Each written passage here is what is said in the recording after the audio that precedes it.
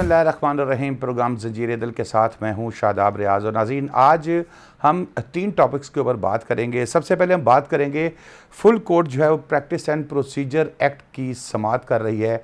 इसमें क्या फ़ैसला होगा ये भी जल्द सुनने में आ जाएगा, क्योंकि चीफ़ जस्टिस साहब ने अपने रिमार्क्स में ये कहा था कि वो ये केस जल्द अज जल्द ख़त्म करना चाहते हैं। 15 जजेस इस केस की समाअत कर रहे हैं सुप्रीम कोर्ट के, इस पर बात करेंगे।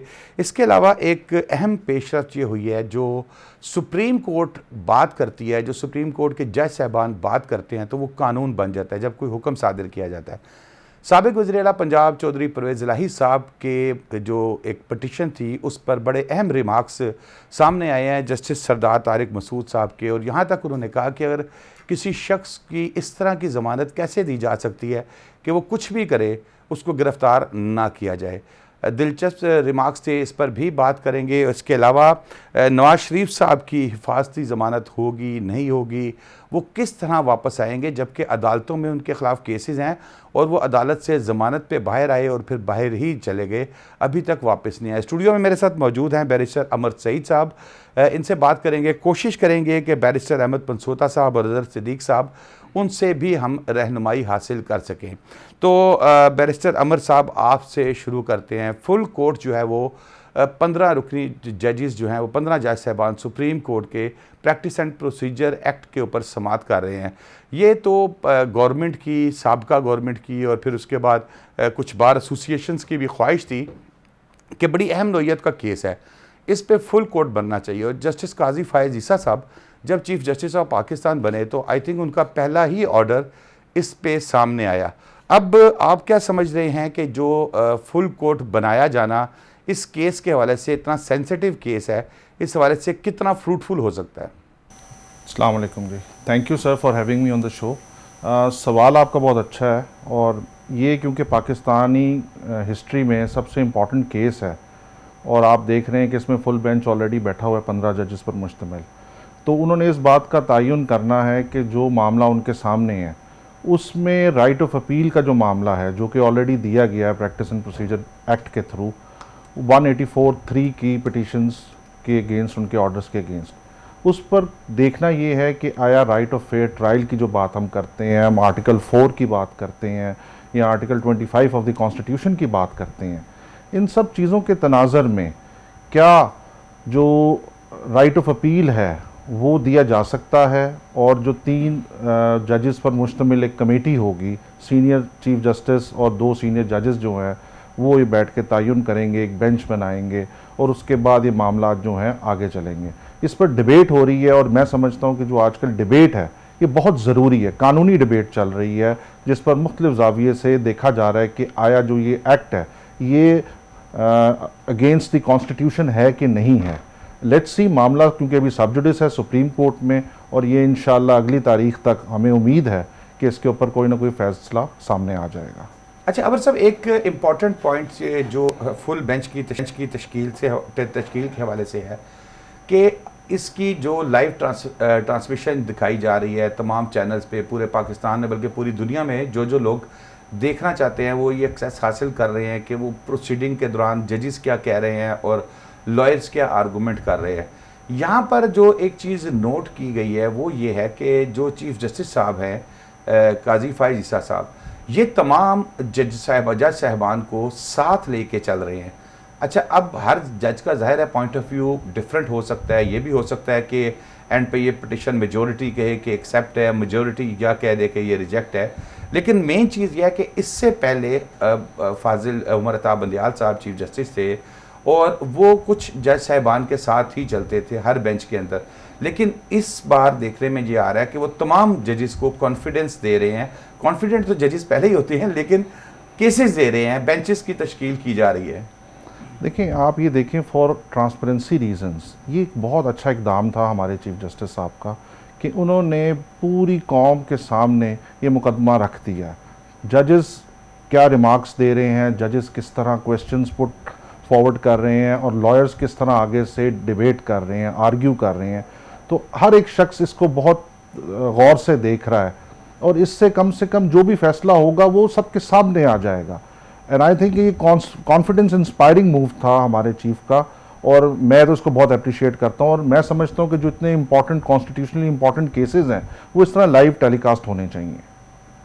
और ये हमारे नेबरिंग कंट्री इंडिया में भी इसकी मिसाल है कि अच्छा, वहाँ पे ये भी ये होते तमाम हैं। केसेस के बारे में आप कह रहे हैं कि जो वो कॉन्स्टिट्यूशनली इंपॉर्टेंट केसेस है, जो इस नौयत के हैं, जिसमें फंडामेंटल राइट्स की बात हो या कोई important question of constitutional interpretation की बात हो, जैसे हमारे सामने ये मुकदमा है एक इस वक्त। अच्छा अमर साहब, एक ये थोड़ी सी रहनुमाई करें कि जो प्रैक्टिस एंड प्रोसीजर एक्ट जो है ये तो अभी समाअत हो रही है इस पे, लेकिन दूसरी जानिब चीफ जस्टिस साहब जो हैं वो बेंचों की तश्कील के, आज खुद नोटिस तो अभी तक ज़ाहिर है उन्होंने कोई नहीं दिया, लेकिन बेंचों की तश्कील के हवाले से जो इस प्रैक्टिस एंड प्रोसीजर एक्ट के अंदर बात की गई है कि 3 सीनियर जजेस जो है वो मुशावरत से करें, तो ये वाला काम तो उन्होंने शुरू कर दिया है। जी बिल्कुल, ये एक इंतज़ामी अमूर के मामलात हैं जो कि वो ऑलरेडी पहले से कर रहे हैं।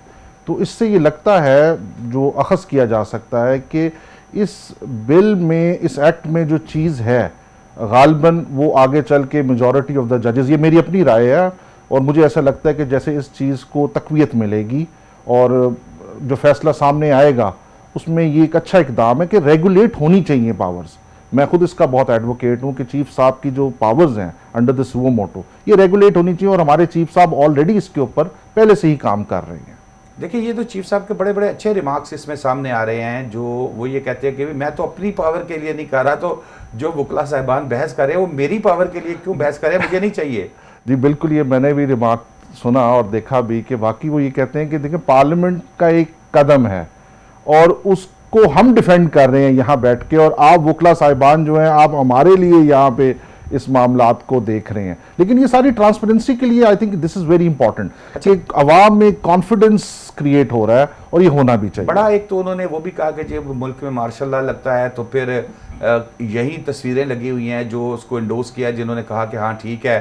फिर उन्होंने वकला को भी इशारा किया, उन्होंने कहा कि भाई आप लोग भी उस वक्त हमारे पास कोई पटिशनें नहीं लेके आते मार्शल लॉ के खिलाफ, और अब जब पार्लियामेंट ने एक एक्ट किया है तो आप पार्लियामेंट पे चढ़ाई कर रहे हैं। यानी कि लग रहा है कि सुप्रीम कोर्ट के चीफ जस्टिस साहब जो हैं, ज़ाहिर है अभी तो हम उन्हीं की बात कर रहे हैं, वो तो हतमी फैसला आएगा, तो वो पार्लियामेंट की बालादस्ती की तरफ जा रहे हैं। उनकी सोच ये है कि पार्लियामेंट सुप्रीम होनी चाहिए। देखिए, पार्लियामेंट सुप्रीम है, हमारे यहाँ ट्राइकॉटमी ऑफ पावर्स की बात है कॉन्स्टिट्यूशन में। हर आइनी इदारा अपनी आइनी हदूद पे रह के काम कर सकता है और किसी की मामलात में इंटरफेरेंस की इजाज़त नहीं है। सुप्रीम कोर्ट के पास एक जुडिशल रिव्यू की एक एक्स्ट्रा पावर है जो आइन उसको देता है। अब ट्राइकॉटमी ऑफ पावर्स की मौजूदगी में सुप्रीम कोर्ट भी सुप्रीम है, अब सुप्रीम को पार्लियामेंट भी सुप्रीम है। पार्लियामेंट का अगर एक एक्ट पास हुआ है तो सुप्रीम कोर्ट ने सिर्फ ये देखना है कि आया ये मतसादम तो नहीं आइन से। तो वो सारी डिबेट जो अब चल रही है वो इसी चीज़ को देखना चाह रहे हैं कि ये जो एक्ट है ये कहीं मतसादम तो नहीं हमारे आइन से, या इसमें पब्लिक इंपॉर्टेंस की क्या ऐसी बात है, या इसके पीछे छुपे अच्छा, कुछ पॉलिटिकल। पंचोता साहब ने हमें ज्वाइन किया है जी। अस्सलाम वालेकुम बैरिस्टर साहब। बैरिस्टर साहब आवाज आ रही है पंचोता साहब? जी बिल्कुल आ रही है सर। अच्छा पंचोता साहब, हम बात कर रहे थे प्रैक्टिस एंड प्रोसीजर एक्ट पे।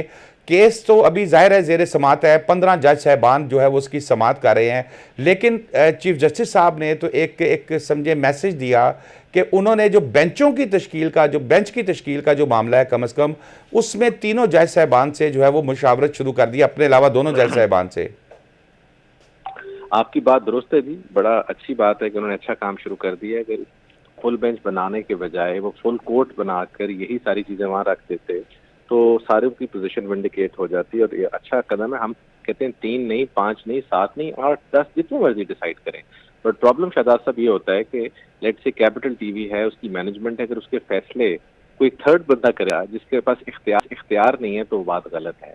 अब जस्ट बिकॉज कि कोई बाहर का बंदा अच्छा फैसला कर दे तो उस फैसले को मान लिया जाए, विच इज नॉट एक्सेप्टेबल है। यहाँ पर भी एग्जैक्ट प्रॉब्लम वही है कि आर्टिकल 191 जो है उसमें लेजिस्लेटिव कॉम्पिटेंस नहीं है पार्लियामेंट के पास कि वो लेजिस्लेट करे। आर्टिकल 191 जो है वो कहता है subject to law and constitution Supreme Court shall regulate its rules and procedure, ठीक है जी। उसके बाद आइटम 55 है जो कि कहता है कि पार्लियामेंट लेजिस्लेट कर सकती है अगर इनलार्ज कर रहे हो आप जुरिस्डिक्शन को या सप्लीमेंट्री पावर्स। मेरी नजर में, या मैं उस स्कूल ऑफ थॉट से एग्री करता हूं कि अगर इस किस्म की निटी-किटी की रेगुलेशंस वो खुद करेंगे तो ये इंडिपेंडेंस ऑफ जुडिशरी को मुतरादिफ है। आज अमेंडमेंट अच्छी हो रही है, कल को लेट से वो कोई ऐसी अमेंडमेंट कर देते हैं, कह देते हैं कि जी आज से सुप्रीम कोर्ट जो है वो सिर्फ चीफ जस्टिस ही केस सुनेगा, बाकी कोई नहीं सुनेगा, तो वो फिर जिसकी लेजिस्लेटिव कॉम्पिटेंसी नहीं है, एक चीज एक कर ही नहीं सकते, तो वो अच्छी बुरी का सवाल तो बाद में है। ये जो इसमें कंफ्यूजन क्रिएट की जा रही है वो ये कि शायद लॉ को अपोज, लॉ तो बहुत अच्छा है, लॉ का मतन, लेकिन उसका तरीकाकार गलत है जिसके थ्रू उसको लाया गया है। तो इसलिए यहाँ पर भी मैं ये बात करूंगा कि चीफ जस्टिस साहब उस लॉ की एक चीज उठा के इम्प्लीमेंट कर रहे हैं। यही तो हम बार बार कहते हैं कि ये काम वो वैसे भी कर सकते थे और उनके पास पावर है supreme court rules and orders में, तो वो उसको इम्प्लीमेंट करें। अच्छा पंचोता साहब, एक पॉइंट इसके अंदर जो भी मैं जिक्र कर रहा था कि चीफ जस्टिस साहब ने भी ये फरमाया, उन्होंने कहा कि जब मुल्क में मार्शल लॉ लगता है तो फिर तो कोई इस तरह की पिटिशंस नहीं आती। अब अगर पार्लियामेंट ने अवाम की बेहतरी के लिए एक काम किया है तो उसको क्यों ना होने दिया जाए।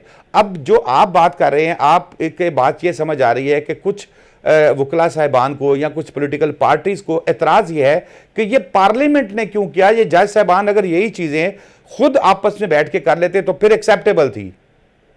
इसमें जी दो बातें, पहली तो बात ये कि चीफ जस्टिस साहब के जो ये कमेंट्स थे, इन पे पता नहीं बाकी वकला क्या सोचते हैं, पर मुझे तो बड़ा शदीद उससे एतराज़ है। और वो एतराज़ क्या है, पाकिस्तान में जब कभी मार्शल लॉज आए हैं तो वो जजेस ने खड़े होकर उनको अपोज नहीं किया, उनको पाकिस्तान के गयूर वकला ने अपोज किया है। वहाँ वो इसका मुशर्रफ का मार्शल लॉ हो, जिया का हो, किसी का भी मार्शल लॉ हो। अच्छा, इस पे भी एक चीफ जस्टिस साहब ने ये कहा था कि भाई आप वकला जब मार्शल लॉ लगता है तब तो हमारे सामने कोई पिटिशन लेके नहीं आते, पार्लियामेंट ने किया तो आपने चढ़ाई कर दी। मैं उनकी इस बात से एग्री नहीं करता कि जब लगता है तो आप नहीं आते। सवाल ये है कि मेरा जवाब उसका ये होगा कि सर हमारी पिटिशन आने से पहले पहले आपके जो भी मौजूदा चीफ जस्टिस हैं वो कह देते हैं कि आइन को चाहे आप लेफ्ट से बदलें, राइट से बदलें, फ्रंट से बदलें। हम नहीं कहते, कोई अभी आपने सुना है किसी बार के सदर ने कहा जाके कि जी आइन चेंज कर दें। ये इफ्तिखार मोहम्मद चौधरी साहब ने अपनी जजमेंट में कहा था। उससे पहले पाकिस्तान की कॉन्स्टिट्यूशनल हिस्ट्री भरी पड़ी है जुडिशरी से, जहां जहां पर उन्होंने जो फैसले दिए हैं।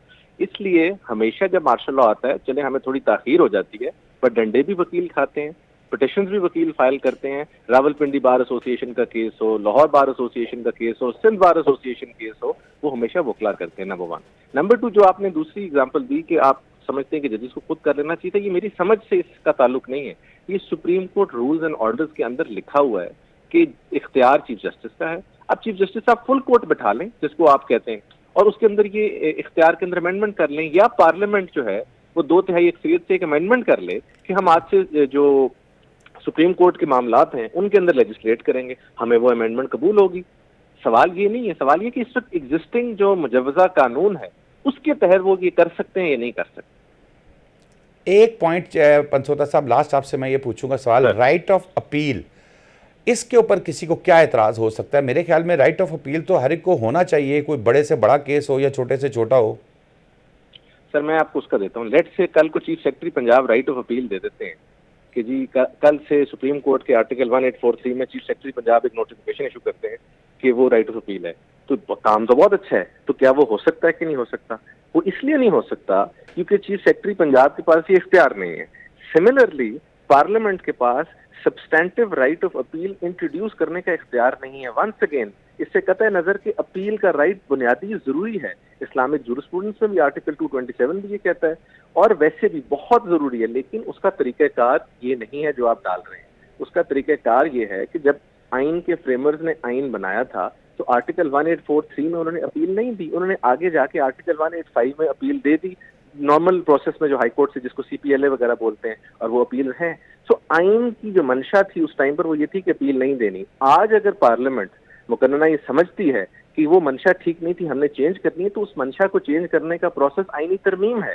ये एक सबऑर्डिनेट लेजिस्लेशन के थ्रू, एक कानून के थ्रू आइन के अंदर राइट ऑफ अपील दे देना, मतलब ये तो अनहर्ड ऑफ है ना जी। और आपको और मुझे भी बड़ी अच्छी तरह पता है कि ये राइट ऑफ अपील किस लिए आ रहे हैं। आर्टिकल 1843 जो है वो कोई आई विश कि पार्लियामेंट अवाम की फलाह बहबूद के लिए इतनी खुश होती।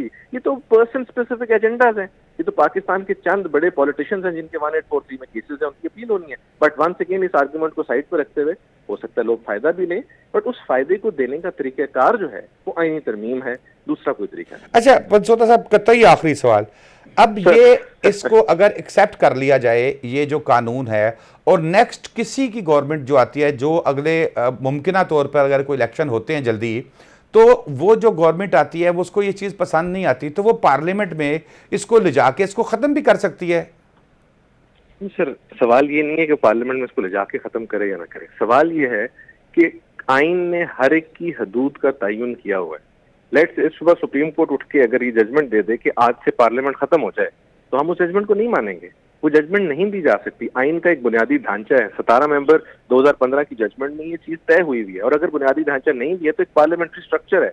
लेट्स से सुप्रीम कोर्ट सुबह कहती है जी पाकिस्तान में इलेक्शन नहीं होंगे, वैसे तो उन्होंने कहा होंगे, वो भी नहीं माना, लेकिन अगर फर्ज करें कहें नहीं होंगे, तो उसका मतलब ये तो नहीं कि आइन में इलेक्शन खत्म हो जाएंगे। आइन की हदूद का तयन करते हुए, उसकी रिस्पेक्ट करते हुए हर इदारे का अपना रोल है। इनको लेजिस्लेट करने से कोई नहीं रोकता, ये बिल्कुल लेजिस्लेट करें, बट ये आइन के अंदर ही आर्टिकल 71 भी मौजूद है जो कि बताता है कि ऐसा हर कानून जो फेडरल लेजिस्लेटिव की लिफ्ट के मुनाफी है वो नहीं चल सकता। वो उनकी तयन का, जिसे कहते हैं हदूद का तयन है। इसी तरह साथ ये भी है कि 191 क्या कहता है। हम कहते हैं जो लिखा हुआ है उसके मुताबिक आप अच्छे अच्छे कानून बनाएं। ठीक है, आपने बनाया कानून के जी नैब में अमेंडमेंट्स की, फलानी की, ये की, वो की। कानून भी तो देखे ना सारे पिछले 15 महीने में कौन से बने हैं। आपको पता लग जाएगा कि उस कानून का मकसद क्या है, वो किस जगह से कानून स्टेम आउट करता है। मैंने तो नहीं ये सुना कि कानून में ये कानून बनाओ 15 महीने में कि आपने इतने जो इनकम से नीचे के लोग हैं उनको आपने सब्सिडी देनी है। हम आज पार्लियामेंट कानून पास करती है। कानून तो आप देख लें क्या पास हुआ है। सबसे पहले नेशनल अकाउंटेबिलिटी कोर्ट में अमेंडमेंट, फिर ये वाला लॉ, बाकी कोई लॉ उठा लें वो पाकिस्तान की एलीट क्लास या पॉलिटिकल क्लास के बेनिफिट के लिए कानून बनाए। तो फिर उसको कैसे सरवाइव करने दिया जाए अगर उसकी उनके पास इख्तियार भी नहीं है, आगे उसका मतन भी नहीं थी। फुल कोर्ट बिठाएं, चीफ जस्टिस साहब यही इसी तरह लाइव स्ट्रीम करें उस फुल कोर्ट को भी, और उसमें बैठ के तमाम जजेस से मशावरत करके, आई एम श्योर हर जज सुप्रीम कोर्ट का चाहता होगा कि एक बंदा ना करे, 10 करें, लेकिन करें उस तरीके से जिस तरह की जस्टिस मुनीब अख्तर साहब की अगर आप सारी ऑब्जर्वेशन सुनते या बाकी जजेस की ऑब्जर्वेशन सुनते तो बड़ी क्लियर थी। बहुत शुक्रिया बैरिस्टर अहमद पंसोता साहब आपका, आपने हमारी रहनुमाई। बैरिस्टर अमर साहब पंसोता साहब की आप मेरा ख्याल आवाज़ नहीं सुन पा रहे थे। 2 पॉइंट्स तो उन्होंने बड़े ज़बरदस्त रेस किए हैं। उन्होंने कहा कि उस पर एतराज़ तो कोई नहीं है, कानून साजी में और कुछ सारा होता है। फिर वो ये कह रहे हैं कि जिस तरह कानून साजी की गई, अच्छा इस पे तो फिर सीधी सी बात है, आपने भी हमने भी पार्लियामेंट के सेशन सुने थे, जिस तरह कानून साजी की फैक्ट्रियाँ खोली गई थी तो उसके लगता था कि ये स्पीडी चीज़ों को किया जा रहा है, जो एक आइन की रूह से कब जब आप कानून साजी करते हैं तो उसकी अरकरेजी करना, उसको पढ़ना, उसको समझना, उसकी गुड्स उसकी बैड्स समझना, वो चीज़ तो ज़ाहिर है इतना टाइम ही नहीं मिला होगा। जी बिल्कुल आप ठीक कह रहे हैं। बज़ाहिर बादी नज़र में तो यही नज़र आ रहा है कि जिस तेज़ी के साथ ये कानून पास किया गया है उससे तो यही एक अंसर सामने आता है कि बहुत सी चीज़ों को पसे पुश्त रख कर सिर्फ चंद एक मकासद को हासिल करने के लिए कानून बना। लेकिन बहरहाल मुझे इस कानून के अगर हम मेरिट्स डीमेरिट्स अलग कर दें, सिर्फ एक चीज़ जो बहुत अच्छी है वो एक राइट ऑफ अपील जो दी गई है, उस पर मैं समझता हूँ कि हमारा एक फंडामेंटल बल्कि एक यूनिवर्सल फंडामेंटल प्रिंसिपल है और एक राइट है जो कि होना चाहिए। बिल्कुल, बहुत शुक्रिया अपने इस हवाले से रहनुमाई की। अमर साहब अभी आगे हम चलेंगे और अभी हम बात करेंगे, ब्रेक ले लें छोटा सा। चौधरी परवेज़ इलाही साहब जो है वो सुप्रीम कोर्ट गए और जस्टिस सरदार तारिक मसूद साहब की बड़े अहम रिमार्क्स सामने आए, जो मुसलसल उनकी गिरफ्तारियों की बातें हो रही थी या जो परवेज़ इलाही साहब के केसेस मुसलसल बनाए जा रहे थे, बेल्स मिल रही थी। इस पर बात करेंगे ब्रेक के बाद।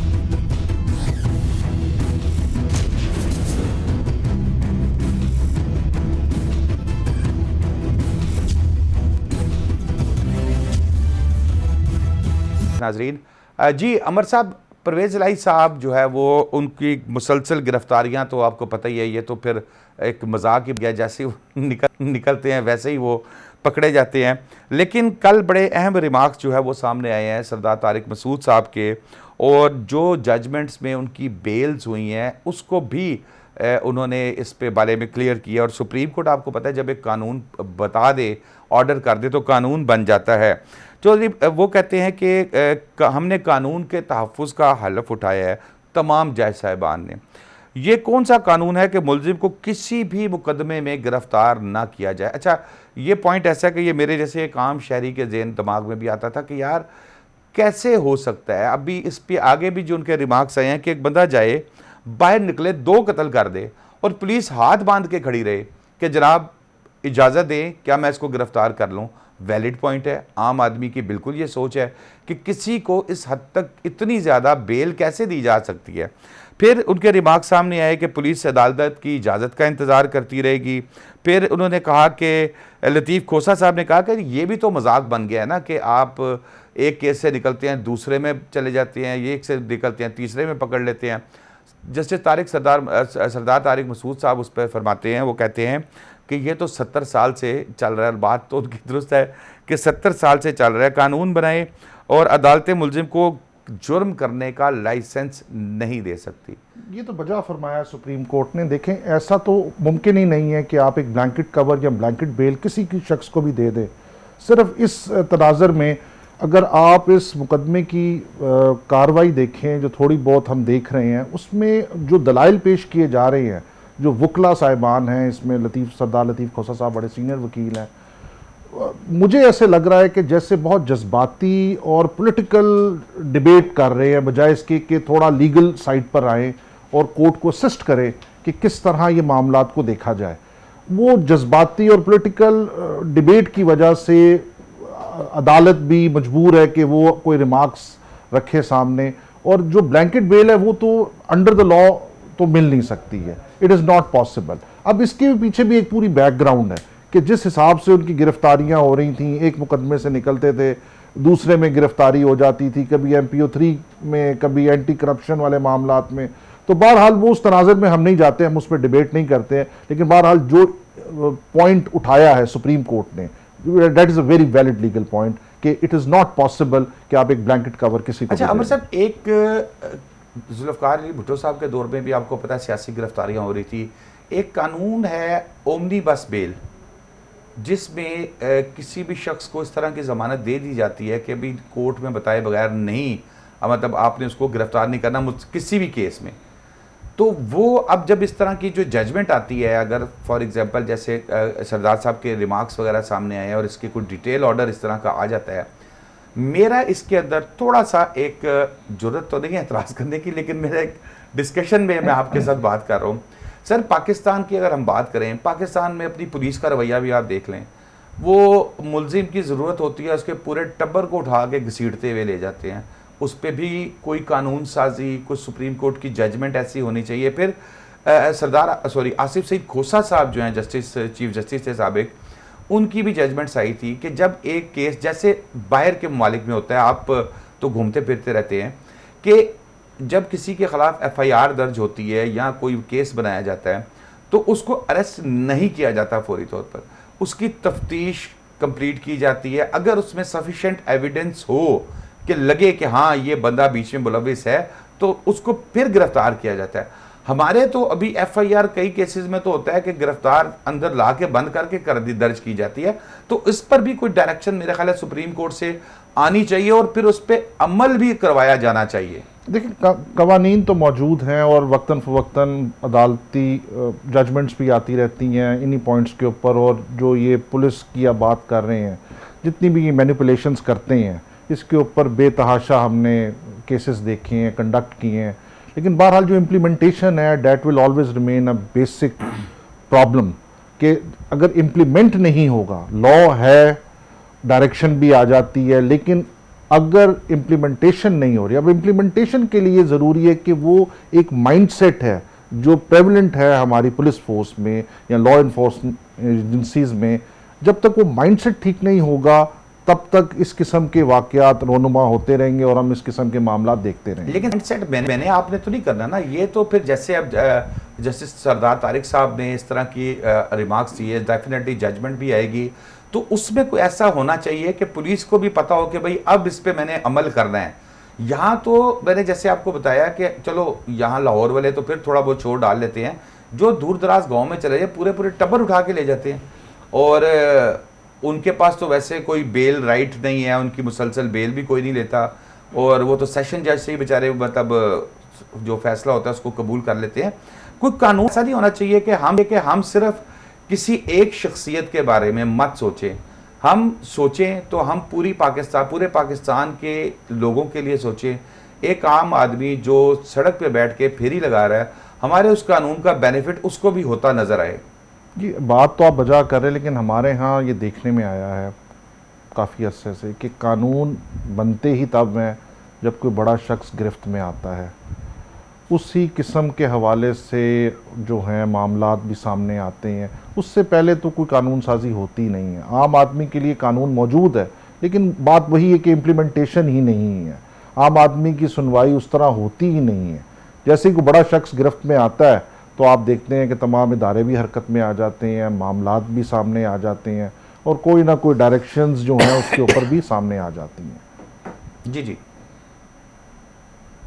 सॉरी, बात कर रहे थे आप, ये आप सामने आते हैं, मैं वही बात कर रहा हूँ। देखिए, असल मेन इशू ये है कि जो कानून साजी सुप्रीम कोर्ट ने कर रही है, जो ऑर्डर सुप्रीम कोर्ट का आ जाएगा, बस थोड़ा सा उसके ऊपर चेक एंड बैलेंस रख लेना कि ये आम आदमी भी अगर सुप्रीम कोर्ट तक जा रहा है या हाई कोर्ट तक भी जा रहा है तो क्या जी, मुझे तो इन्होंने पहले ही गिरफ्तार कर लिया, मेरे पास तो मेरे खिलाफ तो एविडेंस ही कोई नहीं है, तो इस पर भी एक्शन होना चाहिए। जी बेशक, आप ठीक कह रहे हैं, बिल्कुल होना चाहिए। और हम देख रहे हैं कि एक अवेयरनेस भी क्रिएट हो रही है इस सिलसिले में। हम देख रहे हैं कि बहुत सी डेवलपमेंट्स भी हैं और ये चीज़ें जो हैं आहिस्ता आहिस्ता बेहतरी की तरफ जा रही हैं और इंशाअल्लाह ताला हम इसमें बहुत बेहतरी भी देखेंगे। बिल्कुल ठीक है। मेरे साहब एक ब्रेक ले लें यहाँ पर एक और, उसके बाद फिर वापस आके तो नवाज शरीफ साहब ने 21 अक्टूबर को वापसी का ऐलान किया हुआ है। अब देखें वो वापस आते हैं, उनके आने में, वापसी में कौन कौन सी रुकावटें हो सकती हैं, ये डिस्कस करेंगे ब्रेक के बाद।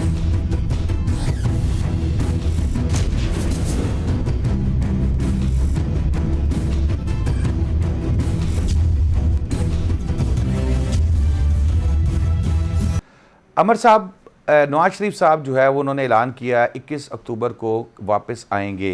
ऐलान तो खैर शहबाज शरीफ साहब ने किया, तैयारियां भी यहाँ बज़ाहिर शुरू हो गई हैं, लेकिन वो अदालत से यहाँ से गए थे इलाज कराने के लिए और एक ख़ास टाइम दिया गया था कि वो 15-20 दिन में वापस आ जाएंगे ट्रीटमेंट के बाद। अब वो वापस नहीं आए अदालत में, इसका कानून में स्टेटस क्या होगा? देखिए, इजाज़त लेकर वो बैरून मुल्क गए, उसके बाद वहाँ पर उनका इलाज मुआवजा जो भी है वक्तन चलता रहा, कुछ रिपोर्ट्स भी सामने आती रही, अदालत में भी जमा होती रही। अब मैं उनका वकील नहीं हूँ, ना मैं कोई उनकी वकालत कर रहा हूँ, लेकिन बहरहाल हो जाए हो सकता है कि जब ये मामलात सामने आए और उन्होंने जब अपना वापसी का एक इरादा कर लिया है तो ज़ाहिर बात है उसके लिए उनकी एक टीम है, वो मुशावरत करेगी और उसके लिए फिर वो एक प्रोटेक्टिव बेल के लिए कोर्ट में जाएंगे ताकि उनकी जो है रसाई टिल द कोर्ट वो मुमकिन बनाई जा सके। प्रोटेक्टिव बेल क्या है? अभी हम यही डिस्कस कर रहे थे, प्रोटेक्टिव बेल क्या है? क्या ये उनका राइट है मियां नवाज शरीफ साहब का? प्रोटेक्टिव बेल हर सिटीजन का जो पाकिस्तानी शहरी है उसका अंडर द कॉन्स्टिट्यूशन एक राइट, एक फंडामेंटल राइट है कि वो एक प्रोटेक्टिव बेल लेकर मुतलका अदालत जहाँ पर उसने पेश होना है वहाँ तक वो रसाई हासिल करना चाहता है, एक सेफ पैसेज उसको चाहिए जो कि कोर्ट्स ग्रांट करती हैं।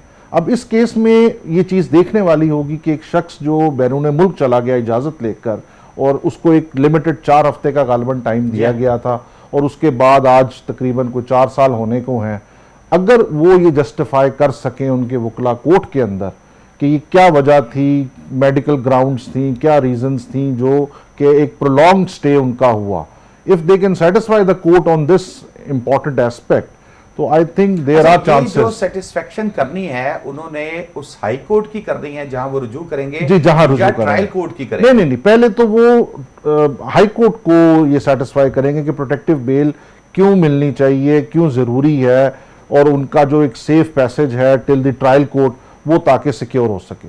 अच्छा, मेरा तो ज़ाती तौर पे ये पॉइंट, मुझे जो चीज़ समझ आती है वो अमर साहब ये है कि प्रोटेक्टिव बेल जो है वो तो उनको बहुत आसानी से मिल जाएगी। उसके लिए उनको फाजिल कोर्ट को, जो भी हाई कोर्ट होगी, उसको ज़्यादा आर्गूमेंट्स की ज़रूरत नहीं पड़ेगी क्योंकि ये तो एक राइट है। जैसे भी आपने भी ये बात की कि हर मुलजिम का राइट है कि वो अपना सेल्फ ऑफ डिफेंस के लिए वो अपने लिए जाके बात करे। अब वहाँ से अगर वो 1 वीक की प्रोटेक्टिव बेल ले लेते हैं, हाई कोर्ट जो भी होगी वो प्रोटेक्टिव बेल लेती है और उन्हें कहती है कि भाई आप 10 दिन बाद, हफ्ते बाद ट्रायल कोर्ट में जाकर पेश हों। एक पॉइंट तो ये, दूसरा पॉइंट ये है कि उनको आई थिंक जस्टिस अली बाकर नजवी साहब जो लाहौर हाई कोर्ट के जज साहब हैं, इनकी डीबी ने परमिट किया था, तो क्या अब वो प्रोटेक्टिव बेल के लिए भी अली बाकर नजवी साहब की कोर्ट से रुजू करेंगे या वो कहीं से भी कर सकते हैं? नहीं, वो कहीं से भी कर सकते हैं, ये लाजमी नहीं है कि उन्होंने उसी मुतलका कोर्ट के सामने लेकिन जाने तो उनको अली बाकर नजवी साहब की कोर्ट ने दिया था, तो उन्होंने वापस आके सरेंडर वही नहीं करेंगे कि भाई मैं आ गया हूं, ये ले? वहां तो वो आके सरेंडर करेंगे, लेकिन अप्लाई तो वो कहीं भी कर सकते हैं, इस्लामाबाद हाई कोर्ट में भी अप्लाई कर सकते हैं।